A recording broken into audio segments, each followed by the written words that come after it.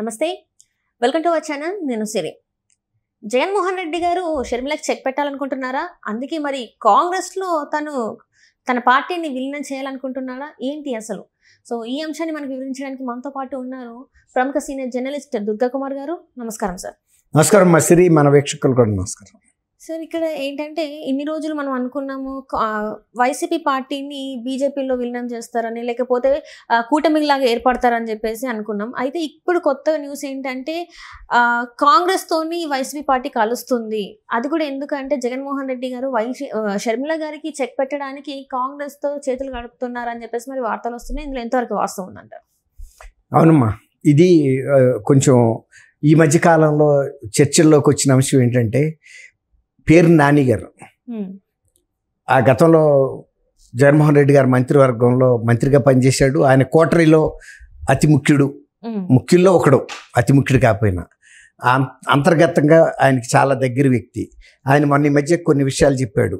Party ఓడిపోవటానికి కారణాల్లో వాళ్ళ కుటుంబంలో జరుగుతున్న అంతర్గత యుద్ధం కూడా ఒకటి. దాని మూలన ఈ పార్టీ కార్యకర్తలు, నాయకులు తీవ్రంగా నష్టపోయారు. వాళ్ళు ఎప్పుడు కోలుకుంటారో లేదో అనే అనుమానాలు కూడా నాకున్నాయని చెప్పాడు. ఆయన చెప్పకనే చెప్పింది ఏంటంటే, జగన్మోహన్ రెడ్డి గారిని, నువ్వు ఇల్లు సర్దుకోకుండా నువ్వు ఈ పార్టీని ఏం చేయలేవు, ప్రజలకి మళ్ళీ ఒక ముఖ్యమంత్రిగా రాలేవు. ఫస్ట్ నువ్వు చేయాల్సింది నీ సొంత ఇల్లు చక్కదిద్దుకో. నీ సొంత ఇంట్లో పుట్టిన అగ్నిమూలనే ఈ పార్టీ దహనం అయిపోయింది. ముందు అది చేయకుండా నువ్వేది చేయలేవని పరోక్షంగా సున్నితంగా చెప్పాడు. కానీ ఆయన కుటుంబంలో ఉన్న ఈ విభేదాలని పరిష్కరించుకునే శక్తి జగన్మోహన్ రెడ్డి గారికి లేదు. ఆయనకి మనసు కూడా లేదు, శక్తి కూడా లేదు. ఎందుకంటే అవి కొన్ని ఆర్థిక అంశాలు ఆయన కూడా చెప్పాడు. కొడాలి నాని గారు కూడా, మీకు కొన్ని ఆర్థికమైన విభేదాలు ఉన్నాయి ఆస్తుల పంపకాలకు సంబంధించి, అవి మీరు కోర్టులో తెలుసుకోవాలి తప్ప ప్రజా కోర్టులోకి వచ్చి తగాదాలు పెట్టుకుంటే ఇదిగో పార్టీ ఈ రూపులోకి వస్తుందని చెప్పాడు ఆయన. కానీ జగన్మోహన్ రెడ్డి గారు తల్లితో కానీ చెల్లితో కానీ రాజీ పడే ఉద్దేశం మీద ఆయన లేడు. ఆయనకి డబ్బు అంటే విపరీతమైన ప్రీతి.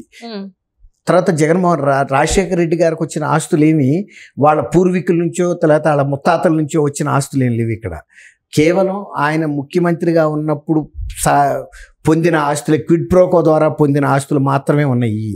వీటికి సంబంధించి కోర్టులకు వెళ్ళటానికి ఎవరికి కూడా వాళ్ళకి పెద్ద హక్కులు ఉండవు. వాటిని రుజువు చేసే అంశం కూడా పెద్దగా ఎరైజ్ అవ్వదు వీళ్ళిద్దరికి, ఎవరికి తల్లికి కానీ చెల్లికి కానీ.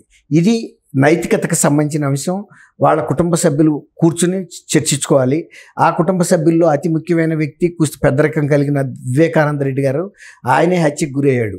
ఆయన కూడా ఎందుకు జగన్మోహన్ రెడ్డి గారికి ప్రీతి పాత్రం కాని కొన్ని విషయాలు ప్రస్తావించడం ద్వారా ఆయన కూడా హత్యకు గురయ్యాడు. ఆయన కోరిందల్లా జగన్మోహన్ రెడ్డి గారు అంటే రాజారెడ్డి కుటుంబం, అంటే వీళ్ళ తాత రాజశేఖర రెడ్డి గారి తండ్రి టైం నుంచి ఈ కుటుంబం బాగా కష్టపడి రాజకీయంగా స్థిరపడింది. అందువల్ల కడప ఎంపీ కానీ పులివెందుల ఎమ్మెల్యే కానీ ఏ పదవులైనా కడప జిల్లాలో రాజారెడ్డి కుటుంబీకులకు మాత్రమే చెందాలి. ఒకవేళ చేస్తే తను పోటీ చేయాలి వివేకానంద రెడ్డి గారు, లేదంటే విజయమ్మ గారు చేయాలి, లేదంటే షర్మిల చేయాలి, తర్వాత జగన్మోహన్ రెడ్డి చేయాలి, వీళ్ళైతే జగన్మోహన్ రెడ్డి భారీగా భారతీరెడ్డి అయినా చేయాలి. అంతే తప్ప ఈ ఇతరులకి సంబంధించి అవినాష్ రెడ్డి వాళ్ళ తండ్రి భాస్కర్ రెడ్డి వాళ్ళు వేరే ఫ్యామిలీ, వీళ్ళకి కజిన్సే కానీ డైరెక్ట్గా వాళ్ళ లీనేజ్లో లేరు, వాళ్ళ కుటుంబీకులు వారసులు కాదు. కాబట్టి అక్కడ తేడా వచ్చే ఆయన భారతీరెడ్డి గారికి వాళ్ళు సన్నిహితం, వాళ్ళు ఈ కూడా ఆ కుటుంబం నుంచి వచ్చినారు. కాబట్టి భారతీరెడ్డి ద్వారా వాళ్ళు ఈ పదవుల్లోకి రావడానికి ఇన్ఫ్లుయెన్స్ చేయించుకుని వచ్చారు. ఆ క్రమంలో వివేకానంద రెడ్డి గారిని కూడా లేపేయటానికి వీళ్ళు వెనకపడలేదు. ఇప్పుడు షర్మిల కూడా తను ఒక కాంగ్రెస్ పార్టీలో చేరింది ఈయనతో పొసకదిక. ఈయన ఎటాగు పార్టీలోనూ ప్రాధాన్యత ఇవ్వట్లేదు. ఆస్తి తనకి చట్ట ప్రకారం అంటే ఒక నైతికంగా హక్కుగా రావాల్సిన ఆస్తికి తల్లికి ఇవ్వట్లేదు, చెల్లికి ఇవ్వట్లా. కాబట్టి ఆయన ఎట్టి పరిస్థితుల్లోనూ షర్మిల కాంగ్రెస్లో కూడా పెరగకూడదు అనే ఒక నిర్ణయానికి రావటం వలన ఆయన కాంగ్రెస్తో ఎలైన్ అయ్యి కాంగ్రెస్లో షర్మిల నాయకత్వాన్ని దెబ్బకొట్టాలని చూస్తున్నాడు అనేది షర్మిలకు అర్థమైపోయింది. జైరాం రమేష్ కూడా ఆయనకి మద్దతుగా మాట్లాడుతున్నాడు. ఇప్పుడు రేపు ధర్నా చేస్తున్నప్పుడు కూడా కలిసి వచ్చే పార్టీలు రండి అన్నప్పుడు కాంగ్రెస్ అనుకూలంగా స్పందించే అవకాశం కనపడుతుంది.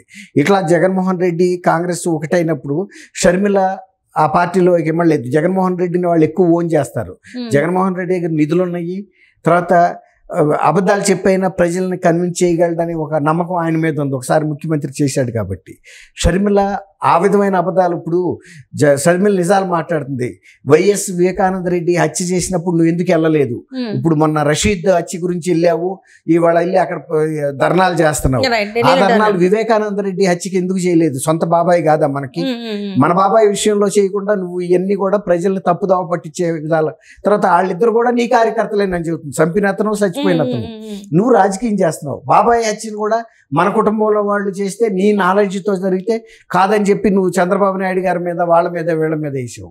నువ్వు ఎప్పటికప్పుడు ఇలాంటి చేయటంలో ఆరితేరావు తప్ప ప్రజల పట్ల నీకు చిత్తశుద్ధి లేదు. నువ్వు ఆంధ్రప్రదేశ్లో శాసనసభలో ప్రజల సమస్యలు ప్రస్తావించకుండా అప్పుడే ఢిల్లీ వెళ్ళటం ఏంటి? అక్కడ రాష్ట్రపతి పాలన పెట్టమంటున్నాడు కదా. నీ టైంలో జరిగిన రాజకీయ హత్యల గురించి నువ్వు ఎందుకు మాట్లాడలేదు? సొంత బాబాయ్ అయితే జరిగింది, ఇంకా బయట తర్వాత మాట. నువ్వు 5 ఏళ్ళు ముఖ్యమంత్రిగా ఉండి ఒక్కరోజైనా ఆ కేసు పరిష్కారానికి లేకపోతే దోషుల్ని శిక్షించడానికి నువ్వు సహకరించావా ప్రభుత్వానికి?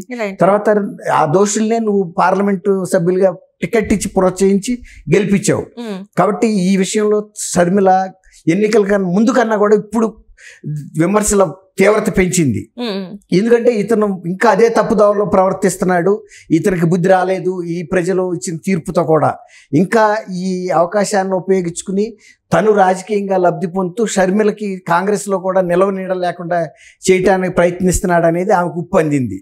కాబట్టి తను ఉనికిని కాపాడుకోవటానికైనా సరే జగన్మోహన్ రెడ్డి కాంగ్రెస్ వైపుకి రానివ్వకుండా తను వాస్తవాలను చెబుతుంది, కాంగ్రెస్ పార్టీతో కూడా చెబుతుంది.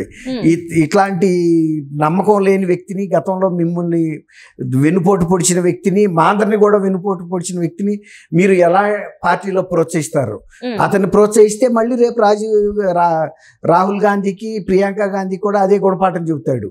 అతను మనిషి మారలేదు. కానీ కాంగ్రెస్ మాత్రం జగన్మోహన్ రెడ్డి వైపే ఉన్నట్టు అందుకే అవుతుందనే ఆ ఉద్దేశంతోనే, ఆ భయంతోనే షర్మిల గారు దాడి తీవ్రతను పెంచిన కారణం కూడా కాంగ్రెస్ కూడా రియలైజ్ అవ్వాలని. ఇప్పుడు ఇంకోటి ఏంటంటే, ఒకవేళ కనుక జగన్మోహన్ రెడ్డి కనుక కాంగ్రెస్లో చేరితే ఇప్పుడు దాకా దళిత వర్గాలు వీళ్ళు కొంత కాంగ్రెస్ వైపు సానుభూతితో ఉన్నారు, మైనారిటీ వర్గాల్లో కూడా కొంత సానుభూతి కాంగ్రెస్కి ఉంది. ఇప్పుడు జగన్మోహన్ రెడ్డి కనుక వస్తే ఆ పార్టీకి ఈ 2 వర్గాలు కూడా దూరం అయిపోతాయి. ఎందుకంటే అతను ఎలాంటి వ్యక్తితో ప్రజలందరికీ అర్థమైంది. ఎక్కువ బీసీలు, ఎస్సీలు, ఎస్టీలే జగన్మోహన్ రెడ్డి గారి హయాంలో నష్టపడ్డారు, హత్యలకు గురయ్యారు, దాడులకు గురయ్యారు, అత్యాచారాలకు గురయ్యారు. తర్వాత వాళ్ళ మీద సామాజికంగా కూడా విపరీతమైన దాడులు జరిగినాయి. కాబట్టి వాళ్ళు ఇతను కనుక కాంగ్రెస్ కనుక చేరితే ఇక కాంగ్రెస్ కూడా బలపడదు. నేను ఇక్కడ ఉండి కూడా ఇప్పుడు దాకా చేసిన ప్రయత్నాలు కూడా గంగపాలు అవుతాయి. అందువల్ల కాంగ్రెస్ నాయకత్వానికి, అధినాయకత్వానికి కూడా అందాలనే ఉద్దేశం మీదే ఆమె తీవ్రత పెంచింది. అతను ఢిల్లీ వచ్చి ధర్నా చేసినందువల్ల అతను బీజేపీకి ఏదో వ్యతిరేకతనని మీరు అనుకోవద్దు. అతను ఎప్పటికప్పుడు తన రాజకీయ స్వార్థం చూసుకుంటాడు. మా కుటుంబంలో కూడా అదే చేశాడు. అతను రాష్ట్ర ప్రజలను కూడా అదే విధమైన ద్రోహం చేశాడు. ఇవాళ మీరు కనుక నమ్మారంటే నష్టపోయేది కాంగ్రెస్ పార్టీ శాశ్వతంగానే ఒక ఇంప్రెషన్ ఇవ్వటానికి ఆమె ఇంత తీవ్రతగా చేస్తుందనేది మనకు అర్థమవుతుంది.